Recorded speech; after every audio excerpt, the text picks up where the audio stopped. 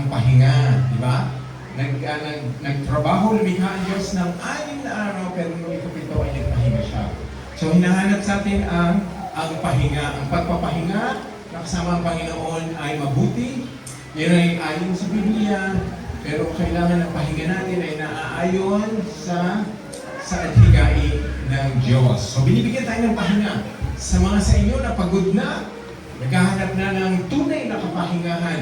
Ang kapahingahan ng mundo na binibigay sa atin ay hindi kapahingahan tunay.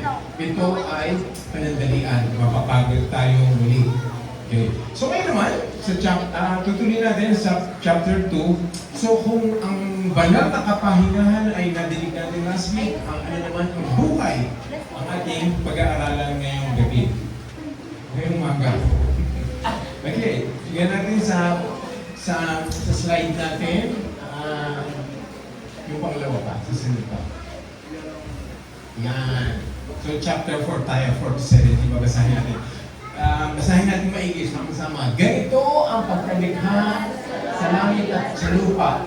Nang likhain ng Diyos ang lupa at lahat ng bagay sa langit, wala pang anumang halaman o pananim sa lupa, sapagkat hindi pa nagpapaulan ng Diyos at wala pa rin nagsasaka.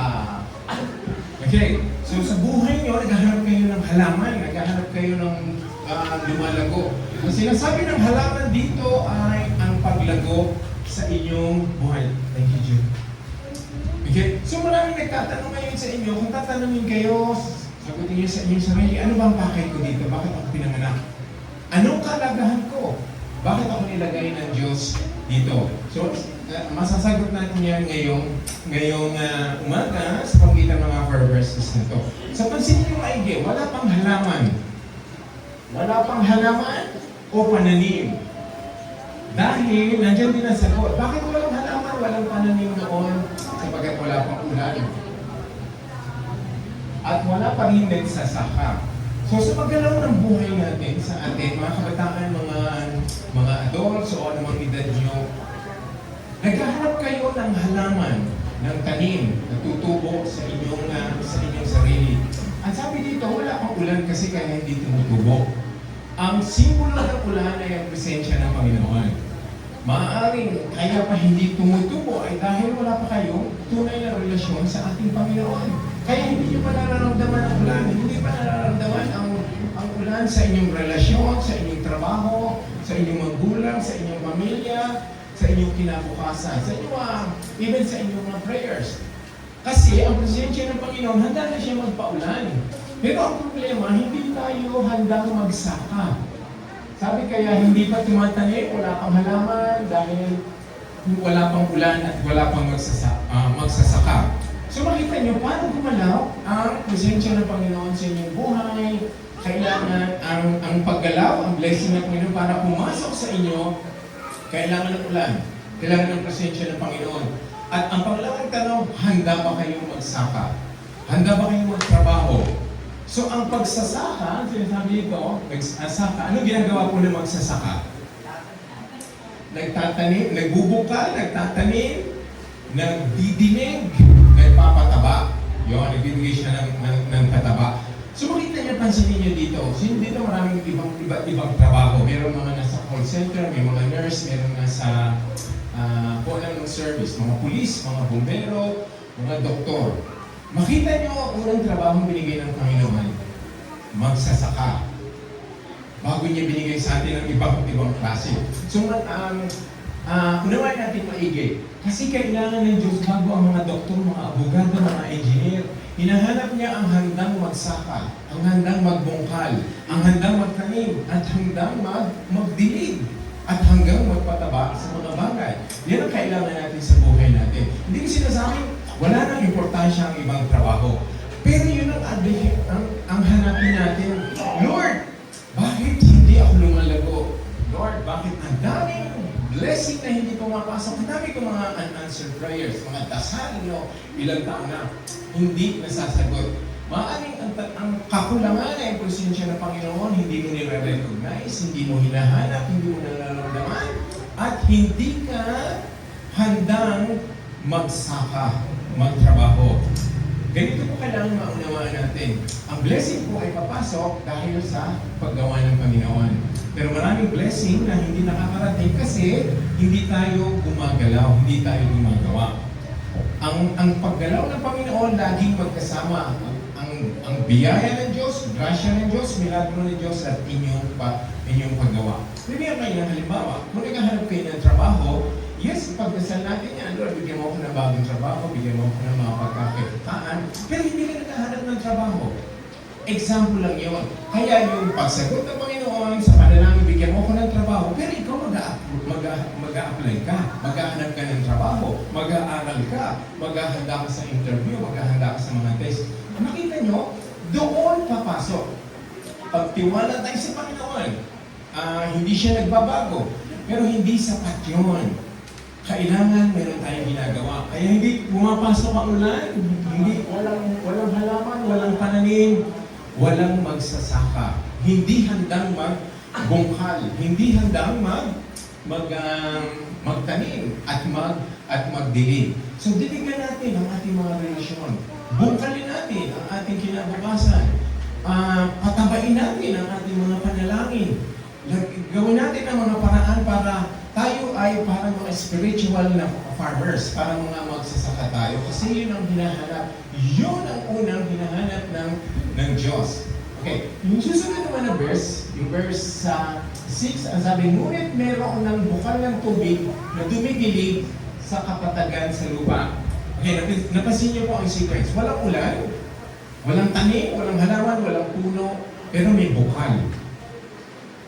Okay? So, kahit hindi niyo pa nararamdaman ang presensya ng Panginoon, kahit wala pa kayong ginagawa, meron na siyang mga ibinigay, meron ng bukal sa inyong buhay. Ang maaaring ang bukal sa inyong buhay ay inyong magulang, ang inyong pagiging Kristiyano, ang presensya ng Panginoon. So, bago pa kayo kumilos, bago pa nararamdaman ang presensya ng Panginoon, meron ng bukal. Ang ibig sabihin ng bukal, yung source po ng tubig para hindi matuyo, hindi tayo mauhaw. So nakikita nyo, ang sinasabi nitong verse 6, minsan hindi natin nararamdaman gumagalaw ang Panginoon sa likod ng mga bagay. Hindi natin nakikita, hindi natin nararamdaman. Kaya ako, totoo yung pinanda natin pangalawa, kay buti-buti ng Diyos, hindi siya nagbabago. Tayo ang nagbabago. Tayo ang hindi marunong hinahanap ang presensya ng Panginoon. Kaya nga po, importante ang pag-aaral ng salita ng Diyos. Kasi nga, ito ang ating nakasalalay dyan ang ating pananampalataya. Kaya nga yung dun sa countdown natin, sabi, ang church na ito ay nakatayo sa salita ng Diyos. Ito ang aming pinapanindigan. So, I encourage you, lahat po kayo ay humanap ng pagkakataon sumama sa Bible studies na available dito sa church nito. Meron naman po, marami. Meron kayong face-to-face, pwedeng dumating, magharap-harap tayo. Merong Wednesday, merong Thursday, merong Friday, may Saturday, merong mga gawain ng bata, may gawain ng mga youth. Marami po kayong opportunities. Ngayon, kayo na lamang.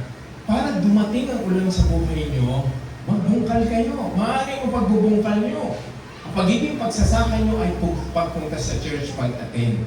Kasi doon natin mararamdaman ang dilig, ang halaman, ang paglago. So sumama po kayo. Meron po tayong mga Bible studies din na online. Kung ayaw nyo nang lumabas ng bahay, meron tayong mga available na gano'n. Pero kailangan po, lahat po ng Kristiyano ay nagbubungkal, nagtatrabaho, hinahanap, gumagalaw, nagdidilig, nagpapataba ng mga bagay.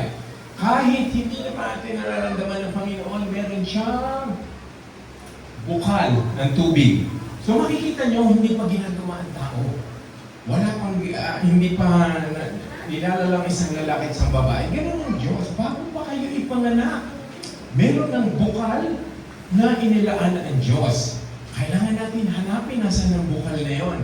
Kailangan magtungo tayo dun sa lugar na yun para maramdaman natin ang bukal. So nakikita nyo po, kailangan kong kumilos, kailangan nyo maghanap, kailangan nyo magtrabaho. Sige natin yung susunod na verse. Ang sabi, pagkatapos, ginawa ng Diyos ang tao mula sa alabok. Ito tayo doon. So, doon pa lang ginawa ng ng Diyos ang tao. Ginawa niya ang langit at lupa, walang ulan, walang halaman, naghahanap siya ng magsasaka. Kaya tapos ginawa niya ang tao. Mula sa alabok. Ano mo ibig sabihin? Galing tayo sa alabok. Galing tayo sa lupa. Ang ibig sabihin noon, wala tayong maipagmamalaki. Wala tayong masasabi, malakas ako, kaya ko ito. Kaya kong pagdaanan to, kaya kong paglabanan to. Ang pagpapaalala sa atin ng Panginoon, kapatid, galing ka sa alabok. Wala kang mapagmamalaki. Dahil ang galing sa alabok ay matatapos, mamamatay. Isang ano nga lang, di ba? Parang ang alikabok tayo, pag hinipan ng hangin, mawawala na yun. Ganon ka po ang ating buhay. So, ang alabok na ginawa ng Diyos na tao ay kailangan na talaga ang presensya ng Diyos. Parang wala po tayong maipagmamalaking kalakasan, magtatagal tayo.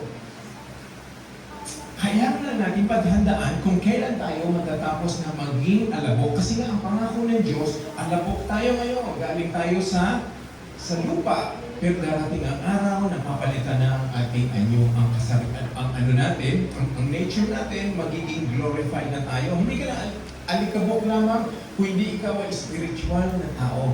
So ngayon, ikilalanin mo na alabok ka lamang, galing tayo sa alabok. Ibig sabihin, wala tayong kalibangan. Wala tayong kalakihan ng ulong maipagmamalaki. Kasi isang ihip ng hangin, mawawala na tayo. So nakikita niyo po, pero kayo, kahit alabok, ang sabi dito, hiningahan niyo siya sa ilong at nagkaroon ito ng buhay. Binigyan ka ng buhay. Binigyan ka ng buhay. Binigyan ka ng buhay. Binigyan ka ng buhay. Ano man itatak sa iyo ng mundong ito, meron kang hininga ng Diyos. Ang ganda po ng katotohanan na yun, tawagin kang walang silbi, walang kapatawaran. Wala kang kwentang tao. Wala kang edukasyon. Wala kang kinabukasan. Ang sama-sama mo. Pero sa kabila ng mga tatak na ibinigay sa atin ng mundong ito, hiningahan ka ng Diyos sa iyong ilong. Kaya ikaw ay nabuhay. Alam mo ba? Yes. Imperfect? Yes. Mamamatay tayo? Yes. Pero binigyan tayo ng buhay ng Diyos. So galing sa Diyos ang buhay natin. So ano man ang pag-aalipusta ng kaaway ng mga kaibigan, kahit ang pamilya sa iyo, kahit anong itawag nila sa iyo, meron kang hininga na galing sa Diyos. That's enough. Dapat tama na yun na pagpurihin natin siya at pasalamatan. Dahil ang hininga natin ay galing sa Diyos. Ang gandang katotohanan po yun. Hindi galing sa simbahan, hindi galing sa ina, hindi galing sa magulang, hindi galing sa kung sinong tao. Yes, dumaan tayo sa sinapupunan ng ating mga magulang. Pero, ang Diyos pa rin ang nag-cause ng tayo ay pinanganak. Ang Diyos pa rin ang nagbigay sa atin ng hiningahan ka sa ilong. So lahat tayo, dapat ma-recognize nyo, kayo ay nandito, kayo gumagalaw, kayo ay kumakain, natutulog, humihinga. Lahat ng nangyayari sa inyo dahil hiningahan kayo ng Diyos sa ilong. Binuhay tayo ng Diyos. So, hindi tayo talaga mawawala ng bilang na inyong papapagpapasalamat. Sabi nga ni Rose kanina, sabi nga, may blessing kasi tayo ay nagising. Totoo naman yun, kaya tayo ay nagising. Binantayan tayo ng Diyos. At ito na naman tayo. So, yun no, enough na magpasalamat tayo, nagising tayo. Huwag niyo kakalimutan. Lagi niyo pong tandaan itong verse 7 na ito, kahit anong sabihin sa inyo ng kapwa niyo. Sabihin mo kung anong gusto mong sabihin sa akin. Murahin mo ako. I-post mo. Ipangalandakan mo. Ipangaral mo. Isabihin mo sa lahat. Pero hindi magbabago na ako ay hiningahan ng Diyos sa ilong ko para ako ay mabuhay. Enough na po yan na hindi tayo mawala ng pag-asa. Enough na yan para tayo ay magtiwala sa Diyos. Enough na yan para tayo ay talaga magpuli sa Kanya. Nakikita niyo po, sa Genesis talaga nakikita ang lahat. Paano nag-umpisa ang tao? Paano tayo dapat kumilos? Paano tayo nagka-problema? Kasi nga dyan, kailangan malaman nyo ang umpisa para malaman nyo ang kasalukuyan. Hindi natin naiintindihan ang kasalukuyan kasi hindi natin alam ang umpisa. Lahat ng umpisa nyo ay sinasabi sa Biblia. Hiningahan ka ng Diyos sa ilo, nagkaroon ka ng buhay, ang buhay mo ay galing sa Diyos. Ang susunod na verse, ang sabi, gumawa ang Diyos ng isang halamanan sa Eden. Okay, so sa labas, wala pang halaman, walang puno. Pero gumawa ang Diyos ng special na place yung Garden of Eden. Kaya nga doon, inihanda na niya sa dakong silangan at doon niya dinala ang tao na kanyang nilalang. So doon niya dinala yung unang tao sa Garden of Eden. Kahit walang halaman, walang ulan, walang tumutubo sa ibang lugar, pero sa Garden of Eden. Merong hardin ng Eden. Lahat po kayo ay merong Garden of Eden na hindi natin na-recognize. Dinala kayo ng Panginoon doon para pangalagaan yun. Para bigyan ng pag-aaruga. Ngayon ang question, paano po yun yung hardin ko ngayon ay madilim, madamo, maraming mga bagay na nangyayari. Kasi nga perfect po yun. Yung hardin ay perfect. Ang ibig sabihin, ang lahat ng ito ay nangyari bago pumasok ang kasalanan. Ang kasalanan ang sumira ng lahat dito sa mundo. Sinira niya ang ating pagkatao, sinira niya ang ating puso, sinira niya ang ating isipan, sinira niya maski ang lahat ng nilala. Kaya po, perfect nun. Kaya kung naghahanap ka ng perfect na Garden of Eden, maaaring hindi siya perfect.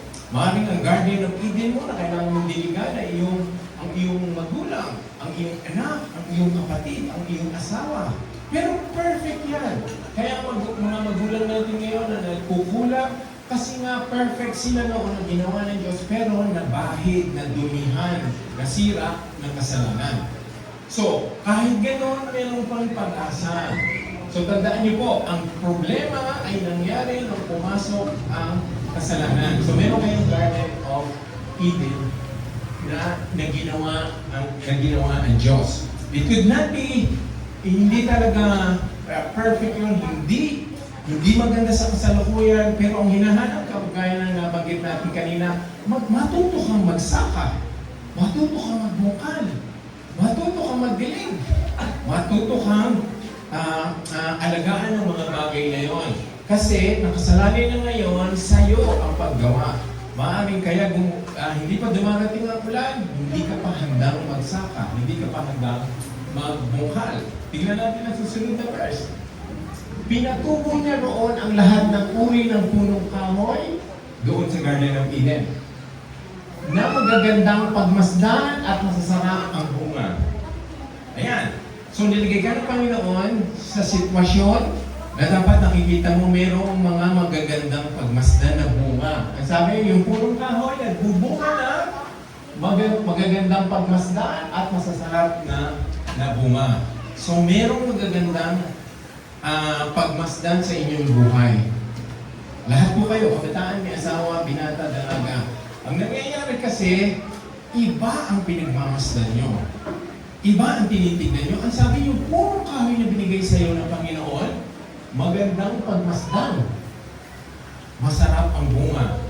Yun ang problema natin. Binigyan na tayo ng magandang at ng punong kahoy na mayroong magandang pagmasdan ng bunga, pero naghahanap pa tayo ng ibang bunga. Kaya nagkakadoble-doble ang problema natin.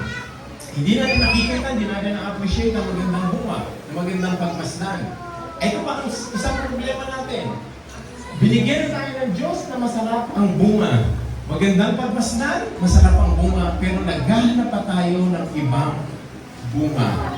Pumapasok na naman po ang kakulangan ng tao, mga maling pag-iisip, mga maling pamumuhay. Tandaan nyo, hindi sinabi ng Diyos yan na nakasalalay yan sa gagawin mo o nakasalalay yan sa anong bagay. Meron na po, meron na. Siyasatin nyo, pag-aralan nyo ang inyong buhay. Merong magandang pagmasdan ng bunga. Pero hindi nyo na pagmamasdan kasi iba ang focus, iba ang tinitignan, iba ang pinagmamasdan. Meron ng masarap na bunga, pero naghahanap tayo ng ibang bunga. Again, kaya sinisisi natin ang Diyos, Lord, nilagay mo ako dito. Nilagay mo ako sa kahirapan, nilagay mo ako sa makalikabok na lugar, nilagay mo ako sa lugar na mahirap maghanap ng trabaho.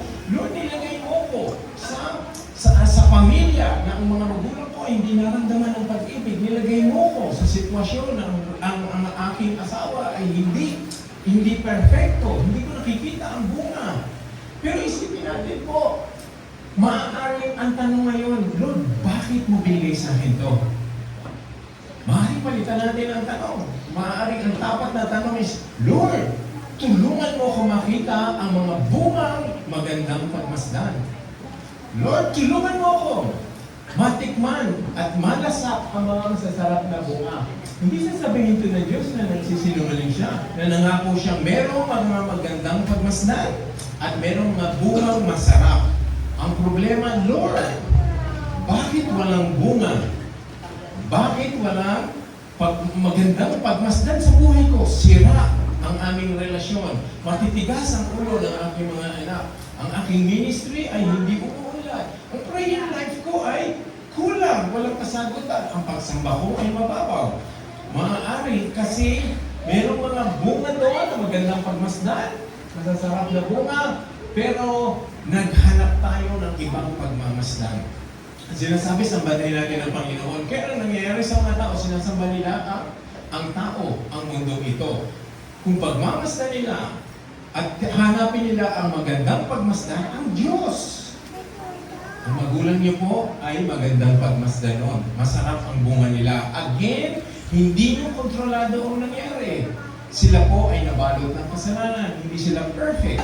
Kaya hindi natin nakikita ang dapat pagmasdan. Hindi natin nakikita ang masarap na bunga.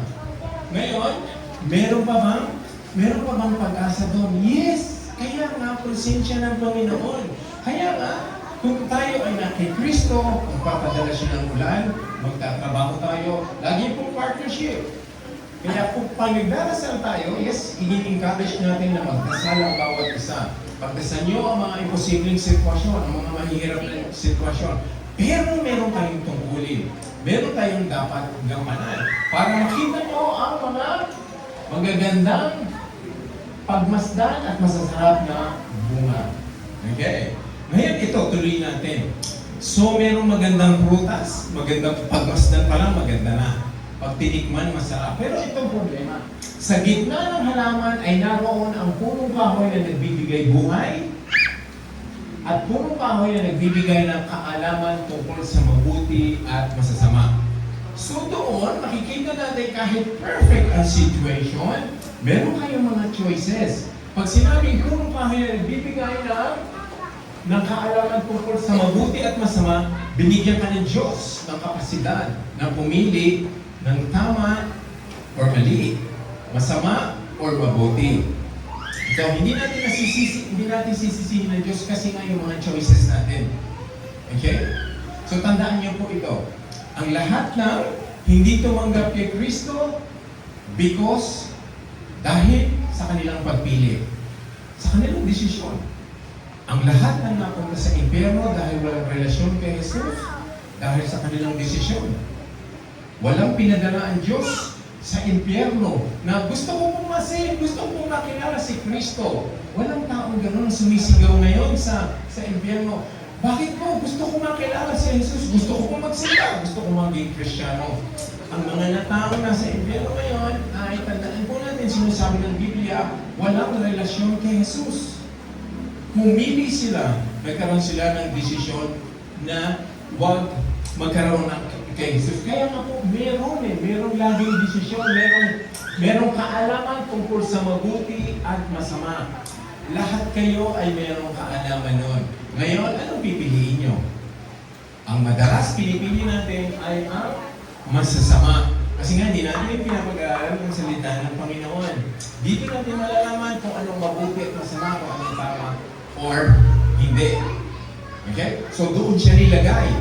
Maraming puno, mga punong magandang pagmasdan, mga punong masarap ang bunga. Merong choice ang una nating magulang doon. Kagaya ng sitwasyon nyo, meron po kayong choice. Meron kayong pagpili. Hindi natin masisisi lahat ang sitwasyon natin sa sa eskwelahan, sa gobyerno, sa simbahan, sa magulang natin, sa ating kung ano-anong pinagbabalingan natin ng sisig. Kaya, yung mga choices po natin, pag-ingatan. Walang pinipilit na maging Kristiyano, walang pinipilit magdasal, walang pinipilit na sambahin ng Diyos, walang pinipilit na kilalanin ng Diyos.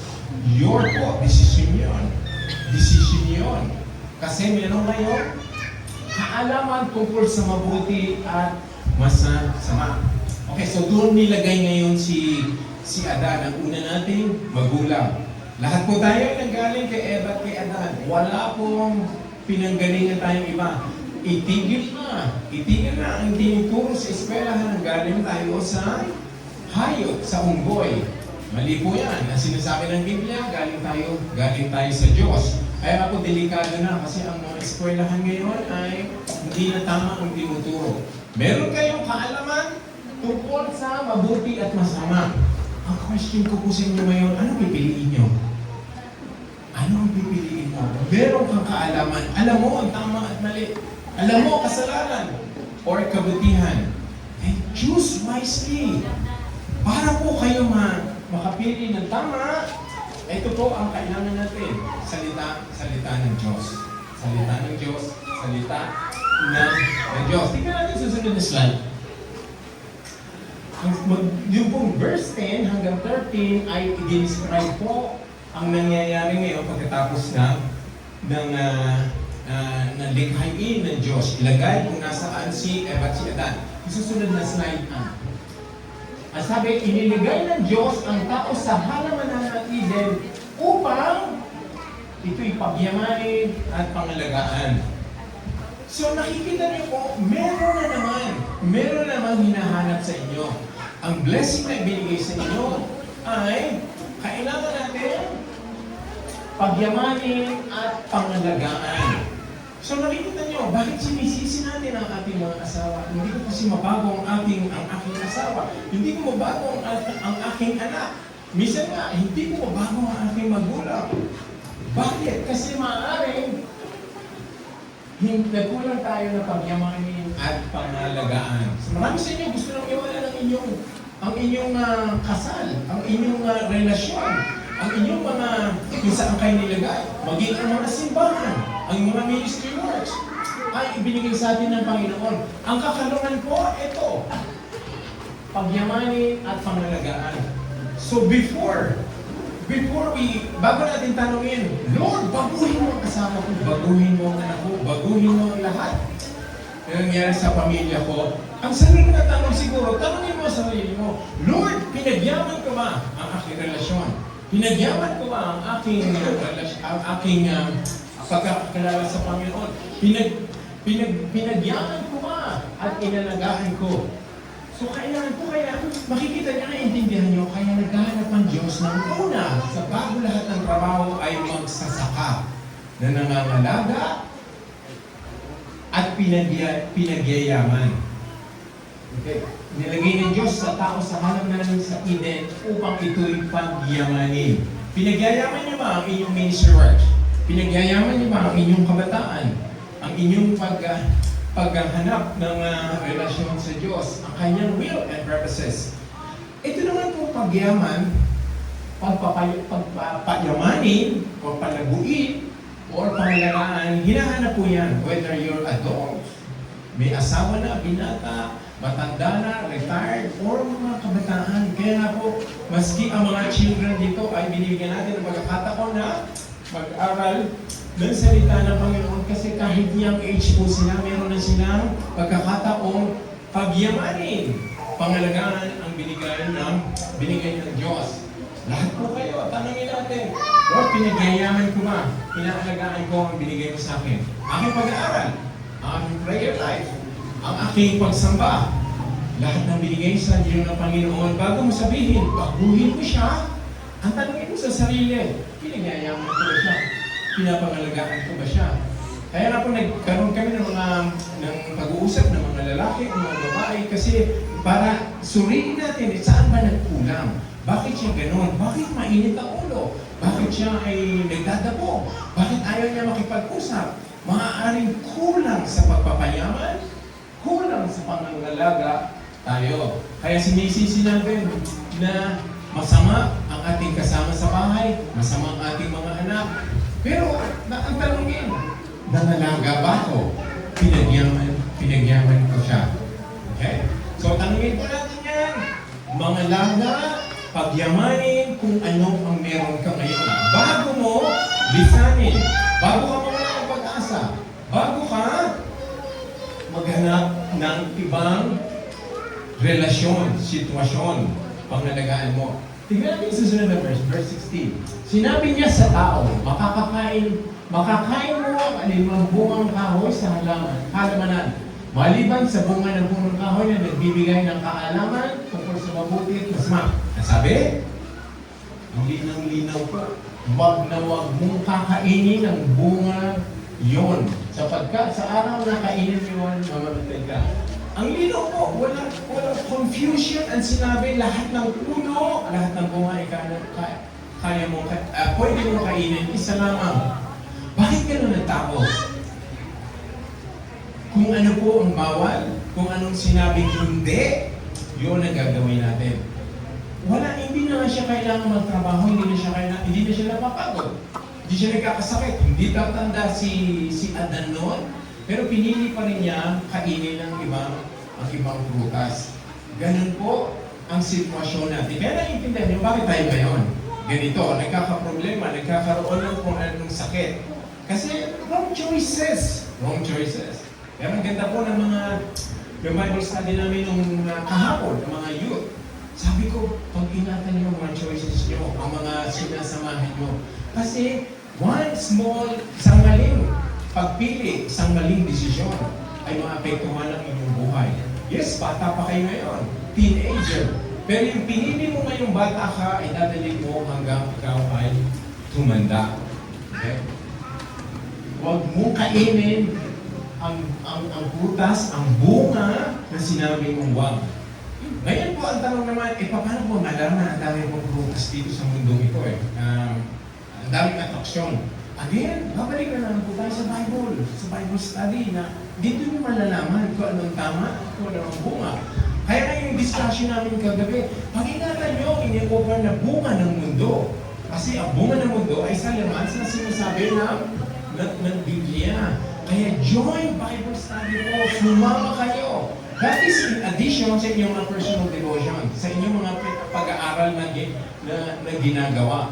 Sumama kayo, matin kayo ng mga prayer meetings, dahil doon may mga exhortation, may reading, may Bible reading, sa lahat po ng pagkakataon, bata, matanda, men's, mga lalaki, mga babae, meron kayong pagkakataon sumama sa Biblia. Kasi sumama ng mga Bible study, kasi kailangan nyo yun para malaman nyo kung ano ang hindi dapat kainin. Okay? Ngayon, pagka ikaw ngayon sa hardin na binigay sa iyo ng Panginoon, perfect yun.